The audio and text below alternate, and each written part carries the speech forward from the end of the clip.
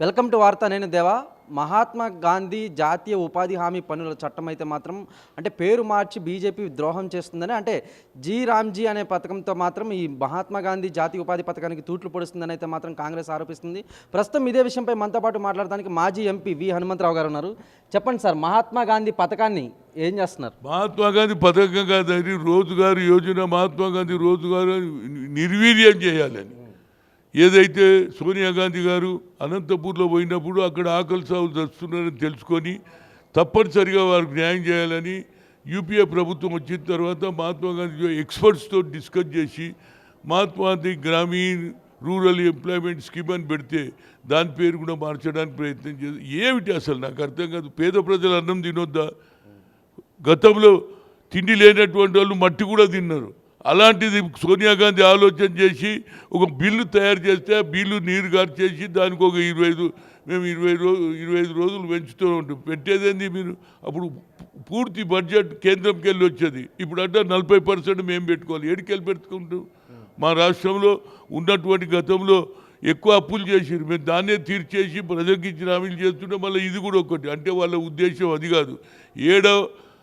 ఎట్టి పరిస్థితుల్లో మహాత్మా గాంధీ పేరు తీసేయాలి, గ్రామీణ ఉపాధి పథకం తీసేయాలి అని కుట్ర జరుగుతుంది. దాని వ్యతిరేకంగా తప్పనిసరిగా ప్రతి జిల్లాలలో ఈ మొన్న జరిగినటువంటి లోకల్ బాడీ ఎన్నికల్లో సర్పంచులు కానీ, వార్డు మెంబర్లు కానీ, ఉప సర్పంచ్ కానీ దీని మీద గ్రామాల్లో పరిచయం చెప్పాలి, తెలియాలి కదా.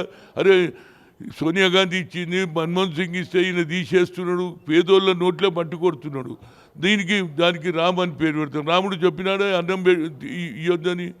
ప్రజలు అందరూ మానవులే, అందరికీ సాయం కావాలన్నాడు. అంబేద్కర్ రాసిన రాజ్యాంగాన్ని తుంగలో తొక్కేస్తారు, కొత్తవి తీసుకొస్తారు. సబ్కా వికాస్ సబ్కే సాత్ అంటున్నారు. ఇది సెక్యులర్ దేశం, అందరితో సమానంగా ఉండాలి, దీన్ని హిందూ దేశం చేయాలి అని వాళ్ళ ఆలోచన ఎన్నడూ సక్సెస్ కాదు. హిందూ, ముస్లిం, సిక్, ఇసాయి అందరూ మనుషులే.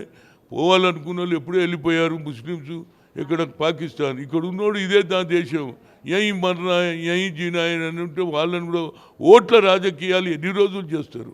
3 సార్లు చేసినాం, ఏమైనా చేసినావా బీసీలకు?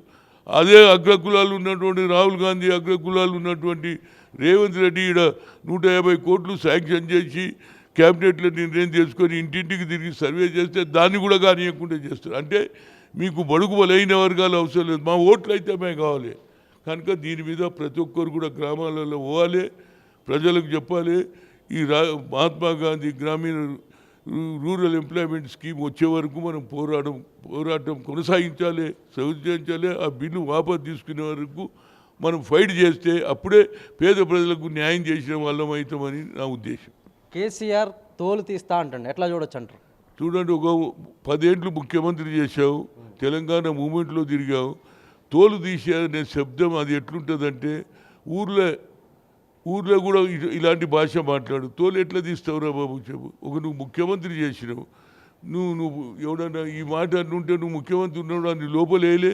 ఆయన భాష మంచిది కాదు. ఇప్పటికన్నా తెలుసుకొని అది డెస్పరేట్ అయ్యి నా ప్రభుత్వం పోయింది, ఓడిపోయిన చక్కర్ల మొన్న ఏది పంచాయతీ సర్పంచ్లో కూడా మాకు ఎక్కువ మెజార్టీ వచ్చింది, అది ఓడలేక డెస్పరేట్ మాట్లాడుతూ ఇలాంటి భాష మాట్లాడితే ప్రజలు ఇంకా నువ్వు ఏదో మళ్ళీ ప్రభుత్వం వస్తుంది నేనే వస్తాను ప్రజలు తిరస్కరిస్తారు. భాషలో మార్పు రావాలి. గతంలో ఇలాంటి భాష ఎవరు మాట్లాడాలో కొత్త సిద్ధాంతమైంది, తిట్టడం అలవాటు అయిపోయింది. ఇలాంటి భాష మంచిది కాదని చెప్పగలుగుతారు. రైట్.